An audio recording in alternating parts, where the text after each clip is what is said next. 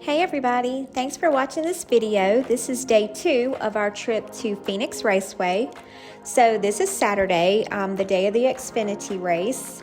And as you can see, if you watched the video before this of our Friday experience, the weather was not very good. It was very cold and rainy on Friday, but the weather was much better, much nicer on Saturday, so that was really nice. So we just came through the gate into the Midway section. This is going to be where you'll find all the merchandise haulers, all the food vendors, pretty much anything that you would be looking for to buy is going to be out in this front section. And this section is for everybody. It doesn't matter where your ticket is, if it's for the grandstands or for the hillside, everybody can access this area. So if you were wondering if you need the infield pass to see any drivers or to buy any of their merchandise, you don't. All that's going to be out here in the front section.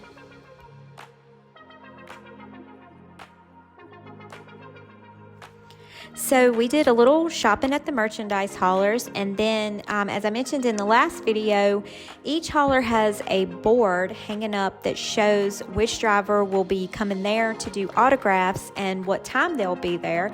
And then it also tells whether or not a wristband is required. So for some of the drivers, nothing was required. You just would get in line at the posted time and get the autographs.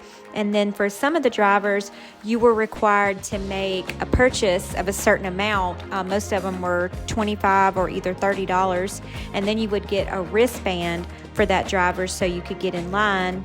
My daughter bought a Daniel Suarez hat, and so she got a wristband for his line and was able to get in line and meet him. The line just sort of winds around the merchandise hauler, and you just wait. And then when the driver comes at the posted time, everybody can do the autographs. And the line actually moved really quickly once the drivers got there.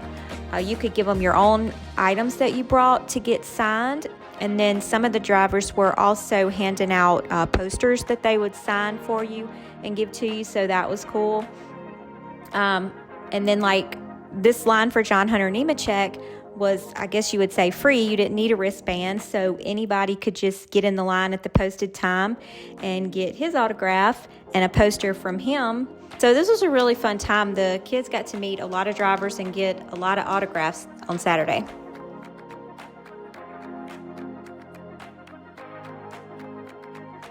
I think we ended up meeting 8 drivers at the merchandise haulers, which was great. So I would recommend that you check those whiteboards to see who is coming out and what time, especially if you are looking for a particular driver, so you could know when to get in their line.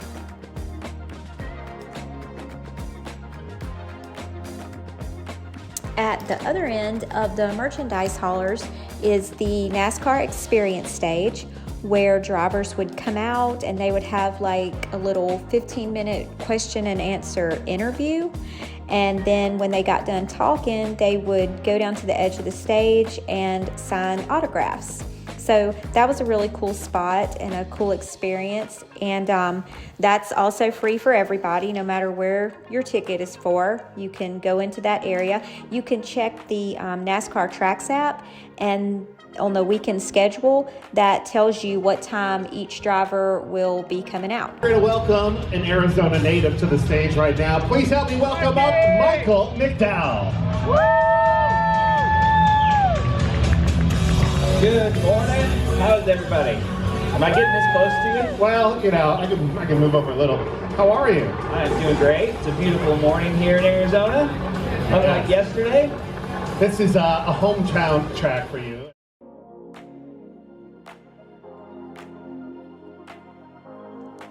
When we were there, we saw Noah Gragson, we saw Michael McDowell, we saw Denny Hamlin, and my son was actually able to get a die-cast car signed by Denny Hamlin, so that was cool. So that was definitely a neat spot. They also had some trucks and cars and things on display, so there was stuff that you could walk around and look at in this section and just out in the whole Midway section. Fans in the house? Let me hear. Oh, okay. All right, that's sounding pretty good. I'm not going to keep you guys waiting anymore. Please welcome to the stage the driver of the number 11, Denny Hamlin. Tyranny's reigning in the desert. Well, I plan on being here this week, so I'm seeing the forecast. Checkered flag is down. Here comes Denny Hamlin.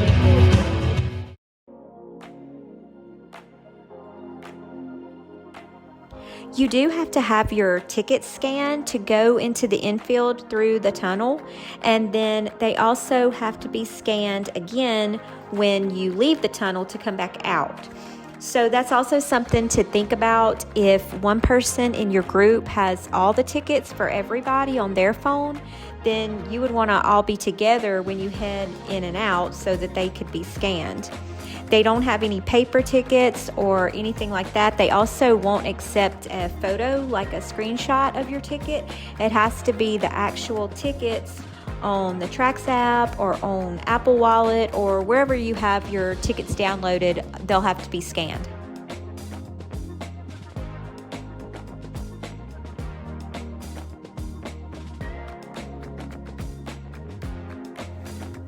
The tunnel to the infield is pretty cool. They have projections that play on the ceiling that show different racing moments and different moments from the track. They also have driver names and information along the walls and some things you can scan, so it's pretty cool. It's also just kind of fun and neat to know that you're walking under the track out into the infield, so it was definitely a cool experience.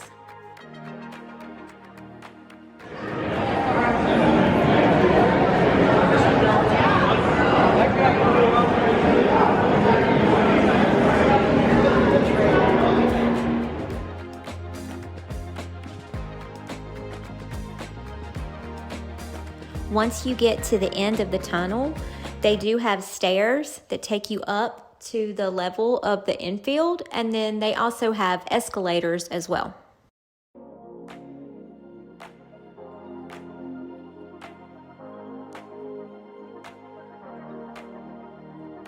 Once you're out in the infield, the view is really nice. The Cup qualifying was going on when we got to the infield that day, so that was cool to see. Also, something to note is that your ticket is for the whole day. So if you get a ticket for Saturday for the Xfinity race, when the gate opens that morning at 8 or 9, you can come in and watch the Cup practice and the Cup qualifying and everything that's happening that day.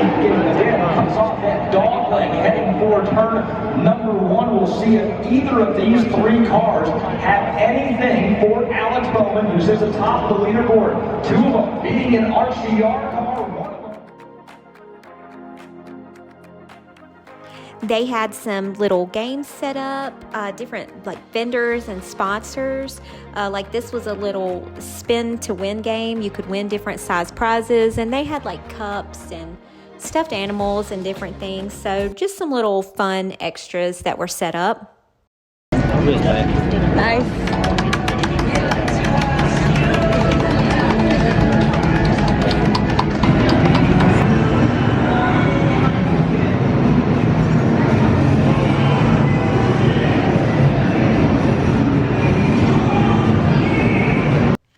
At the end of one of the garages, they had a little arcade play area set up.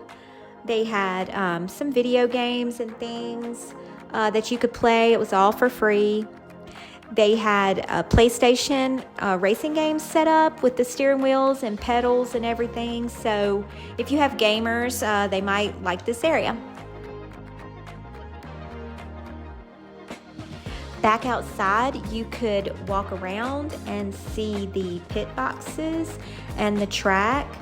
They also had a lot of tables and places to sit and hang out if you wanted to stay in the infield and watch everything from there. Yeah, they did. We're not seeing the track get any faster than what we saw in practice. Well, there's been 2 drivers since then that have gone quicker than what we saw in practice. Nick Sanchez had done it as well earlier on. Eric Almirola, William Swatch, now Alex Bowman. So the track is picking up some speed. We'll see if Sammy Smith.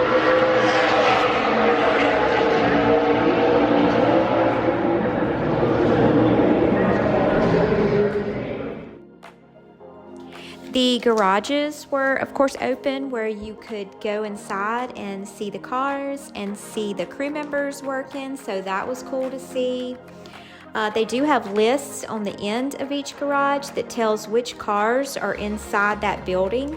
So if you're looking for someone specific, that makes it a little easier to find where to go.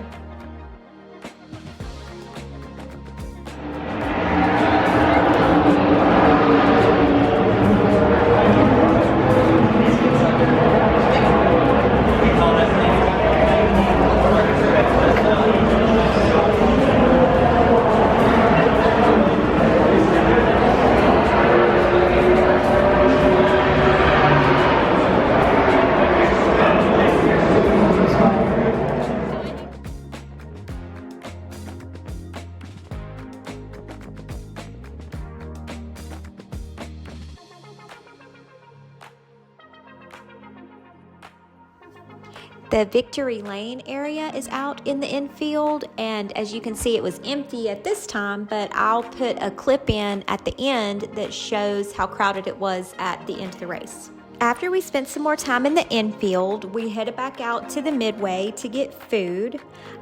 They did have a lot of food to choose from, but as I mentioned in the last video, I thought it was pricey. I know everybody has their own idea of what's expensive, but just to give you an idea, we have 6 people in our group, and we just got some basic, fast food. We got 2 cheeseburgers, 1 pulled pork sandwich, 3 baked potatoes, and we got French fries just to share. And then we had lemonade, tea, and water to drink, and it was $230. So just to give you an idea of what to expect, that's what we got, and that's what we paid on Saturday. Our seats for the Xfinity race were section 120, row 24, and we could see really good. I thought the view was great. We could see the start-finish line.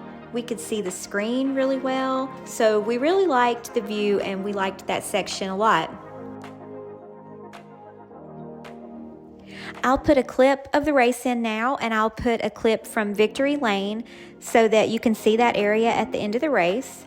But I just wanted to say thanks for watching the video. We had a great time at the race, and we're just thankful we got to be there in Phoenix. We're thankful to God for keeping us safe and just for giving us a great day and a great weekend. We do have another video coming out soon. That'll be for the Sunday race. We did the hillside that day, so we'll be able to share that experience. So I hope you'll watch that video and all the videos from our trip to Phoenix. If you will, please like the video and subscribe to the channel. We have a lot more fun stuff coming up, and we're excited to share it. So thanks again for watching, and we'll see you at the next stop.